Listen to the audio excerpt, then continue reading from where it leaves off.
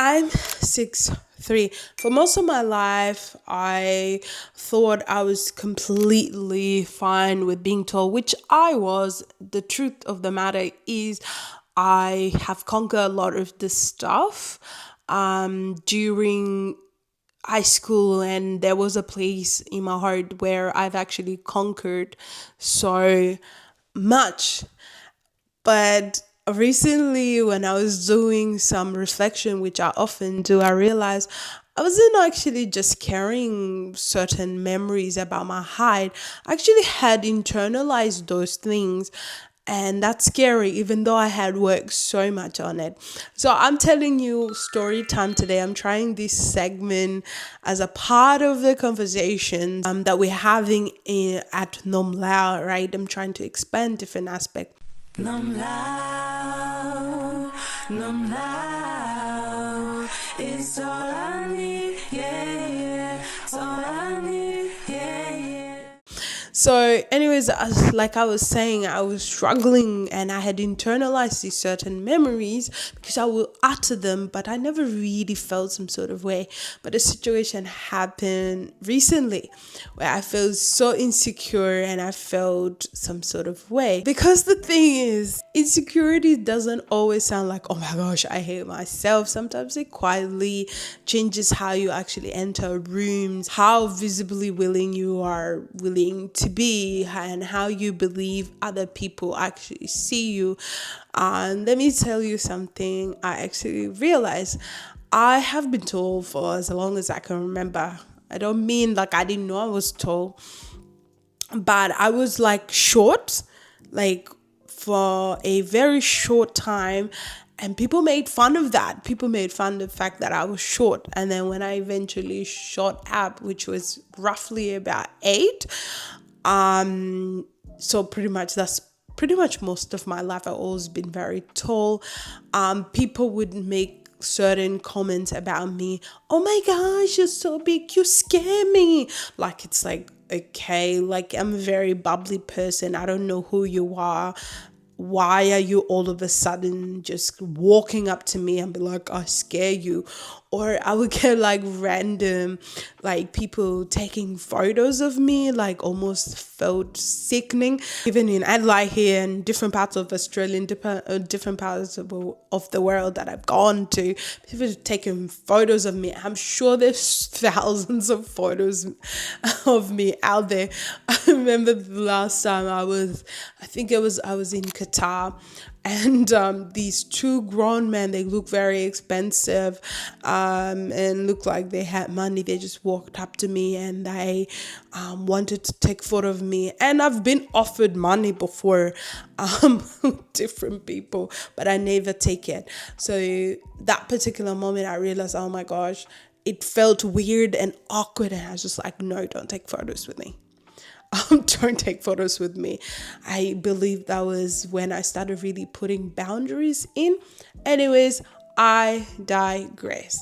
The truth is, I love my body. When I was 14 years old, I remember people saying things like, I love your body, I love your long legs, but, I want you shorter, I will cut off your legs. Or, people said like really weird, morbid things, and whatnot. And that is such a strange thing. A lot of the stuff was strange to say to a child, and something that I can't literally change. So it's like, oh, you will like my long legs, but you don't want anything else. You think I'm intimidating, but you think I'm beautiful, and it's like, which one?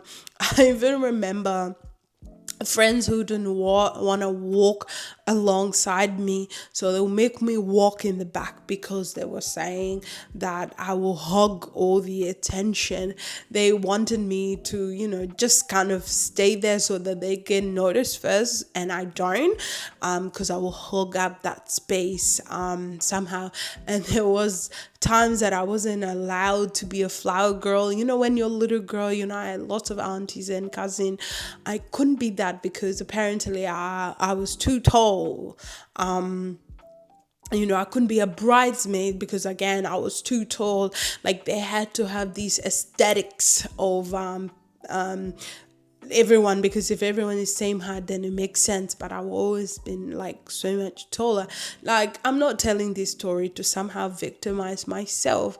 It's not about that, because I've said so many dumb stuff to people like all the time, and I'm sure I'm a villain in somebody else's story, right? It's never one way. And this is not about, like, obviously, as I said, not about keeping score. It's about recognizing what repeated experiences can quietly teach us about ourselves, right? Because somewhere along the way, I think I started learning being fully visible might cost me belonging. That's the part that I hadn't really confronted, or I hadn't believed, even as I'm doing this video. It's like I haven't realized that my height could cost me being just who I am. I know these things had happened, but I never really sort of stopped to ask, what did I make them mean about me? And recently I realized how deeply some of it had impacted the way I actually perceive myself. Because if people repeatedly communicated that something about you is too much, too tall, too loud, too noticeable, too different, you can actually eventually start monitoring yourself. You shrink yourself before anybody else do. You assume people might be intimidated by you, and yes, you'll hear all those things. You become hyper aware of how much space you are actually taking up, and underneath all of that can be a very human fear.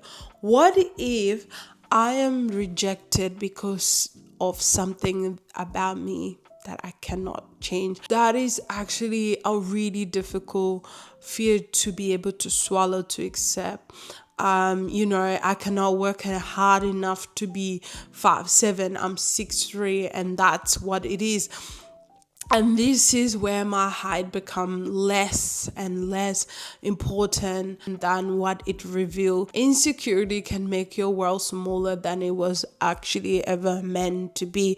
Not because you are not a capable person, but because you start organizing your life around that particular rejection. Maybe yours is not the height.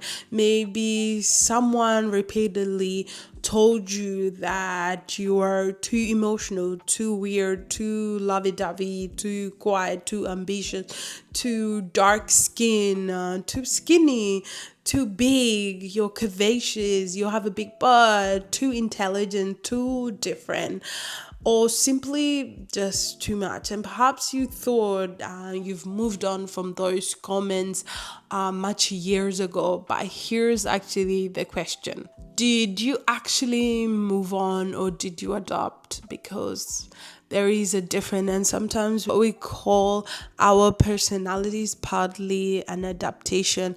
I don't like attention. I prefer to stay in the background.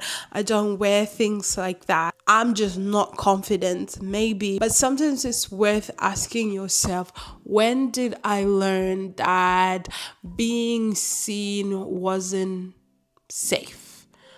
I'm still unpacking this myself. I'm learning that introspection isn't just remembering what happened. It's noticing what you've concluded about yourself because it happened, and then deciding whether that conclusion still deserves authority over your life. Because I don't want insecurity I didn't consciously choose, determining how much of my life I'm willing to occupy. So here's something to sit with today.